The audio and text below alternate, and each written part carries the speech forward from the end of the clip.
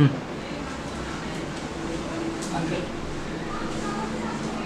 Friends, नमस्ते। मैं Yognath sir एक बार फिर से आपका यूट्यूब चैनल यूरोम एकेडमी में हार्दिक स्वागत है। दोस्तों, आज की वीडियो में हम एक नए टॉपिक के साथ आपके समक्ष हाजिर हुए। आज का हमारे टॉपिक का विषय है लिंग। बहुत ही सीधा सादा और समझ में आसान। बहुत ही छोटी क्लासेस से आपने इस टॉपिक को समझा होगा, पढ़ा होगा, देखा होगा, सुना होगा, परंतु थोड़ा सा इसको डिटेल में जानने की आज के वीडियो से कोशिश करते हैं। तो दोस्तों, सादा है लिंग। सबसे पहले इसका अर्थ या परिभाषा इस प्रकार होती है कि शब्द के जिस रूप से यह ज्ञात हो कि वो पुरुष जाति का है या स्त्री जाति का, उस शब्द रूप को लिंग कहा जाता है। जैसे औरत स्त्रीलिंग, पुरुष पुल्लिंग, भेड़िया पुल्लिंग, लोमड़ी स्त्रीलिंग। तो इस प्रकार शब्द के जिस रूप से स्त्री जाति या पुरुष जाति का बोध हो, उस शब्द रूप को लिंग कहा जाता है। तो दोस्तों, लिंग के अगले मुद्दे में हम देखते हैं भेद। लिंग के प्रकार या लिंग के भेद दो प्रमुखतः हिंदी भाषा में माने जाते हैं। पहला होता है पुल्लिंग, दूसरा होता है स्त्रीलिंग। पुल्लिंग यानी जो शब्द पुरुषत्व का बोध कराते हैं, पुरुष जाति का ज्ञान कराते हैं, उन्हें पुल्लिंग कहा जाता है। उदाहरणार्थ देव, घोड़ा, गायक, कवि, या और भी दे सकते हैं जैसे लड़का, बच्चा। ये सब क्या है? पुल्लिंग शब्द है जो पुरुष जाति का बोध कराते हैं। दूसरा होता है स्त्रीलिंग, अर्थात वे शब्द जो स्त्री जाति का बोध कराते हैं उन्हें स्त्रीलिंग कहा जाता है। अर्थात स्त्रीत्व का बोध कराने वाले, स्त्रीत्व का ज्ञान कराने वाले शब्द स्त्रीलिंग माने जाते हैं। उदाहरण जैसे देवी, घोड़ी, गायिका, कवयित्री एक्सेट्रा। ठीक है दोस्तों। तीसरे प्रकार के भी कुछ और ऐसे शब्द हैं हमारी हिंदी भाषा में जो न तो पुरुष है न तो स्त्री है। बावजूद इसके उन्हें भी हमारी हिंदी भाषा में इन्हीं दो लिंगों के अंतर्गत डिवाइड किया जाता है। जैसे पहाड़, नदी, कंकड़, पुस्तक, कलम, ये शब्द न पुरुष है न स्त्री जाति के हैं, अर्थात न पुरुष के हैं न स्त्री के हैं। फिर भी इन्हें पुल्लिंग या स्त्रीलिंग में डिवाइड किया जाता है, विभाजित किया जाता है। इनका लिंग निर्णय, अर्थात ये शब्द पुल्लिंग माने जाए या स्त्रीलिंग माने जाए, इसका निर्णय परंपरा के आधार पर लिया जाता है। अर्थात जो लंबे समय से, पुरातन काल से जिस लिंग के लिए प्रयुक्त किए जाते हैं, वे उसी लिंग के रूप में आज भी माने जाते हैं। वैसे इनका लिंग निर्णय परंपरा के आधार पर होता है। लंबे समय से जो शब्द पुल्लिंग के लिए प्रयुक्त हो रहे हैं उन्हें पुल्लिंग मान लिया जाता है, तथा जो स्त्रीलिंग के लिए हैं उन्हें स्त्रीलिंग की कोटि में रखा जाता है। दोस्तों, एक बार इसका आप चाहें तो स्क्रीनिंग कॉपी ले लें, स्क्रीनिंग शॉट ले लें, ताकि आप अपने पास उसे संग्रहित कर सकते हो। ठीक है।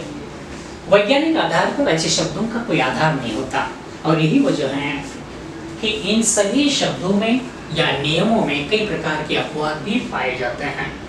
क्यों पाए जाते हैं? क्योंकि इन शब्दों के पीछे का कोई वैज्ञानिक आधार नहीं, बस परंपरा के नाम पर हम उन्हें आज भी मानते जा रहे और मान रहे हैं। ठीक है दोस्तों। हाँ, अगला पॉइंट है हमारा कैसे लिंगवाचक शब्दों में कुछ ऐसे शब्द हैं जो सदैव पुल्लिंग के लिए या फिर हमेशा स्त्रीलिंग के लिए प्रयुक्त होते हैं। उदाहरणार्थ पुल्लिंग की बात करें तो नित्य पुल्लिंग, नित्य हमेशा, नियमित रूप से पुल्लिंग के लिए ही इस्तेमाल किए जाने वाले शब्द जैसे उल्लू, कीड़ा, तोता, खरगोश, कौवा, गेंडा, खटमल, पक्षी, भेड़िया, मच्छर, पशु, ये सारे शब्द जो हैं जो हमेशा पुल्लिंग के लिए ही प्रयोग या प्रयुक्त किए जाते हैं। इन्हीं के साथ साथ कुछ ऐसे भी शब्द हैं जो नियमित रूप से या हमेशा के लिए स्त्रीलिंग के रूप में प्रयुक्त होते हैं। आइए देखते हैं। संतान, सवारी, बुलबुल, मकड़ी, मैना, लोमड़ी, मछली, मक्खी, भेड़, कोयल, गिलहरी, ये सारे शब्द आज भी और पुरातन काल में भी स्त्रीलिंग के लिए ही प्रयुक्त होते रहे और होते रहे हैं। ठीक है दोस्तों, इन्हीं के साथ साथ कुछ और ऐसे भी शब्द हैं जो दोनों लिंगों में प्रयुक्त होते हैं। ऐसे दोनों लिंगों में प्रयुक्त होने वाले शब्दों को उभयलिंगी शब्द कहा जाता है। उभय यानी दोनों, राइट। जैसे कुछ शब्द पुल्लिंग व स्त्रीलिंग दोनों में प्रचलित हैं। यदि वे स्त्री के लिए प्रयुक्त होते हैं तो स्त्रीलिंग, और यदि पुरुष के लिए प्रयुक्त होते हैं तो पुल्लिंग कहलाते हैं। जैसे राजदूत, राजदूत है, जैसे किसी देश में, हमारे देश का अगर कोई दूत रहता है तो उसे इंडिया का राजदूत कहा जाता है। राजदूत, मैनेजर, डॉक्टर, मंत्री, प्रधानमंत्री, राष्ट्रपति, अध्यक्ष, ये स्त्रीलिंग के लिए भी और पुल्लिंग के लिए भी प्रयुक्त होते हैं या प्रयोग किए जाते हैं। आजकल अध्यक्ष, डॉक्टर, प्रधानमंत्री यदि महिला है तो इन महिलाओं के लिए इन पदों पर आसीन होते हुए हम उन्हें अध्यक्षा, प्रधानमंत्री महोदया या मंत्री महोदया या डॉक्टर महोदया इस प्रकार के नाम से भी पुकारते हैं और उन्हें ये भाषा के रूप में ये नाम मानने भी स्वीकार भी किए गए हैं। ठीक है दोस्तों, हाँ। अब कुछ ऐसे जो शब्द हैं जो अप्राणीवाचक हैं, कुछ शब्द जो अप्राणीवाचक होते हैं, उन अप्राणीवाचक शब्दों के लिए कुछ रूल्स, नियम बने हुए हैं। आइए उनके बारे में जानते हैं। अप्राणीवाचक संज्ञाओं का लिंग, निर्णय अर्थात उनके लिंगों का फैसला निम्न नियमों के अंतर्गत किया जाता है। वो निम्न नियम कौन से हैं, आइए देखिए। पहला पुल्लिंग के लिए देशों के नाम, जितने भी देशों के नाम हैं वो सारे के सारे देशों के नाम पुल्लिंग माने जाते हैं। फॉर एग्जाम्पल, भारत, पाकिस्तान, चीन, Japan, America, England, France, Spain, Portugal वगैरह वगैरह। ठीक है, तो सारे देशों के नाम पुल्लिंग माने जाते हैं। दूसरा नियम है पर्वतों के नाम, ये सारे जो हैं पुल्लिंग के लिए प्रयुक्त होते हैं और ये सारे नाम जो हैं अप्राणीवाचक की श्रेणी में आते हैं या माने जाते हैं। ठीक है, तो पर्वतों के नाम भी पुल्लिंग माने जाते हैं। उदाहरणार्थ हिमालय, कैलाश, हिंदुकुश, विंध्याचल, मलयगिरी, सह्याद्री, एक्सेट्रा। ठीक है, तीसरा अनाजों के नाम, धानों के नाम, ये भी पुल्लिंग माने जाते हैं। उदाहरणार्थ गेहूं, चावल, बाजरा, चना, आटा, जौ वगैरह। ठीक है, अपवाद के रूप में अनाजों में मक्का, अरहर और सरसों, ये तीन नाम ऐसे हैं जो स्त्रीलिंग के लिए प्रयुक्त होते हैं। जैसे कि यह हमने बात की अपवादों की, ये अपवाद क्यों होते हैं, क्योंकि इनके पीछे कोई वैज्ञानिक आधार नहीं है, बस परंपरा के रूप से जो प्रयुक्त होते रहे उन्हीं परंपरा से हम भी उन्हें आज भी प्रयुक्त कर रहे हैं। यही कारण है कि कुछ शब्द स्त्रीलिंग में भी प्रयुक्त होते हैं, यही इनका अपवाद है। ठीक है दोस्तों, अगला है पेड़ों के नाम। पेड़ों के नाम भी पुल्लिंग के रूप में प्रयुक्त होते हैं।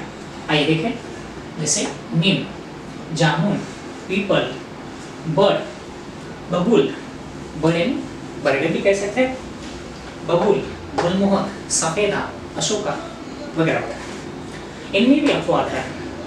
अपवाद में कौन से पेड़ों का नाम है, तो चंपा और बेकाई, ये अपवाद हैं, अर्थात ये दोनों स्त्रीलिंग के लिए प्रयुक्त होते हैं।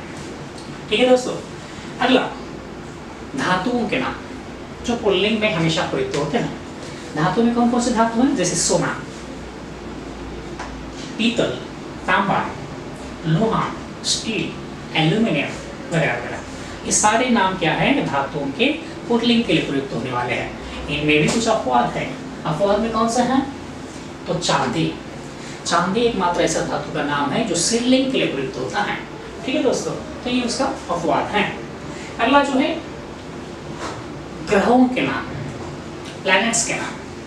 ग्रह कौन कौन से हैं आप अच्छी तरह जानते हैं, जैसे शनि, मंगल, चंद्र, सूर्य, तारा, ध्रुव, ये सारे पुल्लिंग के रूप में प्रयुक्त होते हैं, परंतु इसमें भी अपवाद है और खास तौर पर पृथ्वी ये अपवाद के रूप में, यानी कि एकमात्र पृथ्वी ग्रह ऐसा है जो स्त्रीलिंग के लिए प्रयुक्त होते हैं। पृथ्वी को छोड़कर बाकी सभी ग्रहों के नाम पुल्लिंग में आते हैं या गिने जाते हैं। ठीक है दोस्तों। अगला नंबर 7, वारों के नाम। सोम से लेकर रवि तक, सोमवार, मंगलवार, बुधवार, गुरुवार या बृहस्पतिवार, शुक्रवार, शनिवार या रविवार, ये सारे वारों के नाम पुल्लिंग में माने जाते हैं। नंबर 8, 8वां है दोस्तों महीनों के नाम, जैसे मार्च, अप्रैल, चैत्र, वैशाख, आषाढ़ या नवंबर, दिसंबर। इसमें भी अपवाद हैं। अपवाद क्या है? तो जनवरी, फरवरी और मई, ये 3 महीनों के नाम स्त्रीलिंग के लिए प्रयुक्त होते हैं। ठीक है दोस्तों। अगला नंबर 9, समुद्रों के नाम। समुद्रों में जैसे हिंद महासागर, प्रशांत महासागर, अटलांटिक महासागर, इस प्रकार जितने भी समुद्रों के नाम हैं पुल्लिंग माने जाते हैं या पुल्लिंग के लिए प्रयुक्त होते हैं। ठीक है। नंबर 10, रत्नों के नाम या बहुमूल्य धातुओं के नाम, जैसे हीरा, मोती, पन्ना, मूंगा, नीलम, इनके साथ और भी है। तो ये सारे रत्नों के नाम भी पुल्लिंग के लिए प्रयुक्त होते हैं। ठीक है दोस्तों। अगला नंबर 11, द्वीपों। द्वीप है आयरलैंड, जैसे जावा, सुमात्रा, अंडमान, क्यूबा। तो इस प्रकार द्वीपों के नाम भी पुल्लिंग के लिए प्रयुक्त होते हैं। ठीक है दोस्तों। हम थोड़ी देर के लिए रुकते हैं, फिर कंटिन्यू करते हैं।